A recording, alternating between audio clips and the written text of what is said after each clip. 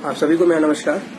मैं आज आप सभी के बीच में कोविड-19 और बिहार इलेक्शंस के मुद्दे पे अपने विचारों को व्यक्त करने के लिए मौजूद हूँ। जैसा कि हम सभी जानते हैं कि कोरोना अभी के दौर में एक वैश्विक महामारी का रूप ले चुका है और इसके कारण न केवल जिंदगी रुक से गई है बल्कि बहुत सारे जो एजुकेशनल एक्टिविटीज हैं वो बंद हो चुके हैं। वर्क फ्रॉम होम और या फिर क्लासेस भी ऑनलाइन चल रहे हैं, बट चूंकि जो एक स्कूल में जो पढ़ाई होती थी, जो सिस्टम था, उसको वो कहीं ना कहीं बच्चों को हैम्पर कर रहा है।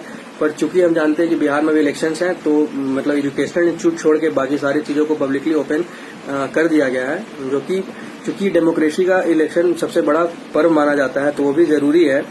पर हम सभी जानते हैं कि जनप्रतिनिधि जो 5 सालों के लिए चुने जाते हैं वो बस वोट के समय दिखते हैं।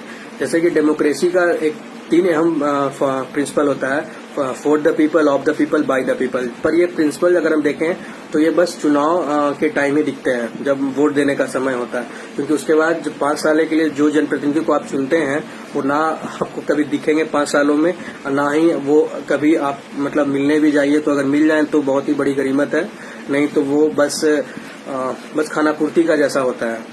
हम सभी अभी देख सकते हैं कि कोविड-19 को लेकर के बहुत सारे गाइडलाइन चुनाव आयोग के द्वारा जारी किया गया था, बट उसका कहीं भी अनुपालन नहीं हो रहा है। चाहे वो रैलियों में देखा जाए, हजारों की तादाद में भीड़ उमड़ रहे हैं, जनप्रतिनिधि अपने क्षेत्रों में चुनाव को लेकर के दौरा कर रहे हैं, वहां पे भी मतलब लोग माने अधिक से अधिक संख्या में उमड़ रहे हैं, जो कि सोशल डिस्टेंसिंग के एक तरह से धज्जी उड़ाना जैसा हो रहा है। तो और प्रशासनिक तौर पे भी मतलब इसको लेकर के जो शक्ति होनी चाहिए वो खाना पूर्ति की तरह है न, तो इस पे मतलब बहुत बड़े स्तर पे ध्यान देना चाहिए, क्योंकि अगर अभी इस पे ध्यान नहीं दिया गया तो मे भी इसके आगे चल के भयावह रूप देखने को और भी मिल सकते हैं।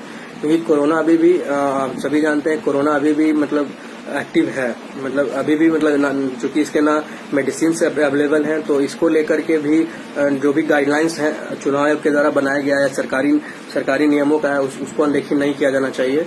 और पीपल जब वोट देने जाएं तो उन्हें भी सोशल डिस्टेंसिंग और पीपल गैदरिंग को बिल्कुल अवॉइड करना चाहिए और अपने वोट को कास्ट करना चाहिए। जैसा कि हम सभी जानते हैं कि डेवलपमेंट, बेरोजगारी और बिहार में बाढ़ अभी सबसे बहुत सारे अहम मुद्दों में से एक है। बेरोजगारी चूंकि हम देख सकते हैं कि लाखों के तादाद में युवा डिग्री तो ले रहे हैं, पर उन्हें रोजगार नहीं मिल रहा है। उसके बहुत से कारण हैं, क्योंकि सरकारी नौकरियां की रिक्तियां भी बहुत कम आ रही हैं, तो सरकार को भी उस पर ध्यान देना चाहिए। जैसा कि हम अभी देख रहे हैं कि कोई पार्टी 10 लाख नौकरी देने की वादा कर रही है, कोई पार्टी 19 लाख देने का वादा कर रहे हैं, तो ये सिर्फ वादे जुमलों में नहीं होनी चाहिए, इसको मतलब ग्राउंड लेवल पे भी होनी चाहिए। बहुत टाइम देखा गया है कि करोड़ों का बजट सैंक्शन होता है, पर ये चीज समझ नहीं आती कितने सारे करोड़ों में जब बजट सैंक्शन होते हैं, पर पीपल अभी भी जो गरीब है वो गरीब होते जा रहे हैं, अमीर है वो अमीर होते जा रहे हैं, अमीर गरीब का फासला बढ़ता जा रहा है। वो क्यों है? मतलब अभी भी बिहार एक तरह से बीमारू राज्य की श्रेणी में ही आता है। बिहार के बहुत से बच्चे बाहर पढ़ने को, पलायन करने को मजबूर होते हैं।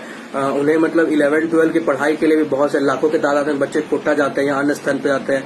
तो इसको लेकर के भी अब पीपल को भी इसमें एक अहम मुद्दा बनाना चाहिए, और पार्टियों जो भी मतलब राजनीतिक पार्टियां, चाहे वो रूलिंग पार्टियां या ऑपोजिशन, उन्हें भी इस पे ध्यान देना चाहिए। क्योंकि अगर एजुकेशन सबसे बेसिक और एक नॉन प्रॉफिटेबल सेक्टर माना जाता है देश का, तो उस पर भी काम करना चाहिए। और जितने मतलब बड़े लेवल पे अच्छे इंस्टीट्यूट्स का उस यहाँ पे भी बिल्डअप करना चाहिए, ताकि बच्चे अपने राज्य में पढ़ें, बाहर पलायन करने को नाम मजबूर हो।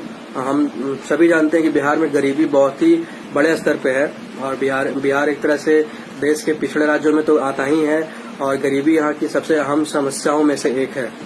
लाखों के तादाद में अभी हम देख सकते हैं कि बहुत से मजदूर हमारे राज्य के बाहर रोजगार के लिए गए हुए थे, उन्हें आने में बहुत तकलीफ हुई कोरोना के कारण।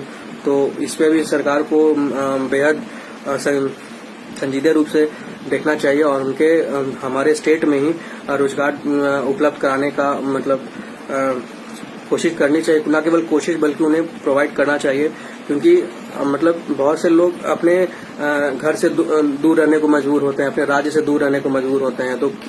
तो ये मतलब व्यवस्था क्यों? अगर जब बहुत से पार्टी कहते हैं कि हम डेवलपमेंट किए हैं, जिनको टाइम अपना टेन्यूर करने का मिलता है, हम डेवलपमेंट किए हैं, डेवलपमेंट विकसित राज्य बना रहे हैं, तो ये कैसा विकसित है कि आपके छात्र पलायन करते हैं, मजदूर पलायन करते हैं, बहुत से लोग रोजगार के लिए जाते हैं। तो ऐसा क्यों है? अगर इतना ही आप विकसित कर रहे हैं तो एक भी आईटी सेक्टर ढंग का नहीं है। जैसे टाटा टिस्को कंपनीज हैं, इन्फोसिस है, विप्रो है, इसके एक भी ब्रांचेज अभी तक बिहार में क्यों नहीं है?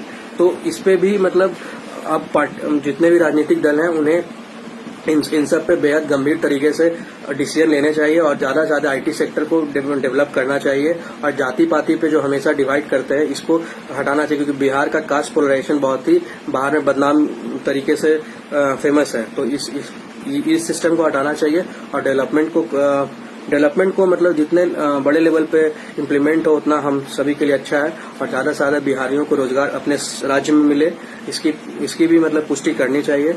अंत में मैं अपने बातों को इन्हीं सब मुद्दों पे कंक्लूड करके यही कहना चाहूंगा कि कोविड-19 में घर पे सेफ रहे, स्टे रहे और सेफ्टी मेजर्स को और तथा सोशल डिस्टेंसिंग का पालन करते हुए चुनाव अपने वोट को कास्ट करें और एक सही उम्मीदवार को चुने जो केवल ना कि आपके सोसाइटी को डेवलपमेंट करा सके बल्कि जो हमारे राज्य बीमारू राज्य तथा पिछड़ा राज्य कहा जाता है उसको दूर करके डेवलप विकसित बिहार, सशक्त बिहार का जो हमारा सपना है वो साकार हो सके। थैंक यू, धन्यवाद।